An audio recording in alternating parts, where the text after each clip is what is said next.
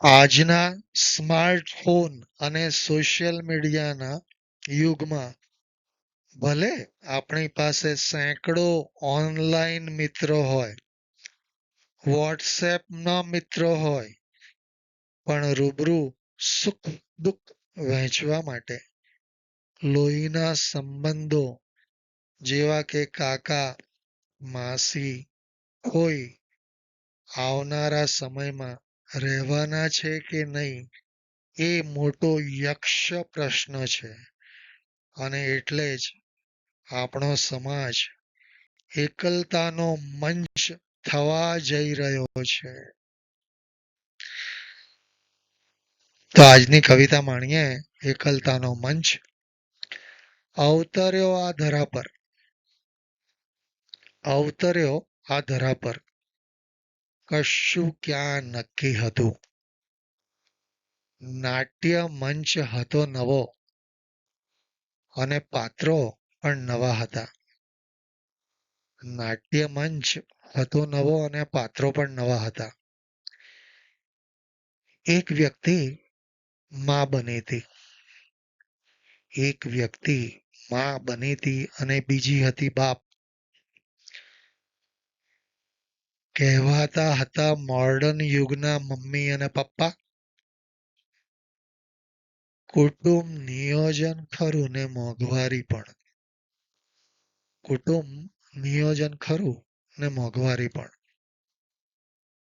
આયોજન માટે નિયોજન, આયોજન માટે નિયોજન. ના મારે બેન હતી કે ના મારે ભાઈ, ના મારે બેન હતી કે ના મારે ભાઈ. ભવિષ્યમાં ફોઈ કે માસી કે કાકા સંબંધોથી મળવાના નતા. સંબંધો ચોપડે જ શીખવાના હતા. વસ્તીનો જ્યાં સ્ફોટ હતો ત્યાં સંબંધોનો તોટો. વસ્તીનો જ્યાં સ્ફોટ હતો ત્યાં સંબંધોનો તોટો. નાટ્ય પાત્રો, વિશ્વ મંચ અને હું ફક્ત અને ફક્ત જન્મેલું પાત્ર. સ્ક્રીનની આ દુનિયામાં હવે લાગણીઓ પણ ડિજિટલ થઈ ગઈ છે. મિત્રો, સ્ક્રીનની આ દુનિયામાં હવે લાગણીઓ પણ ડિજિટલ થઈ ગઈ છે.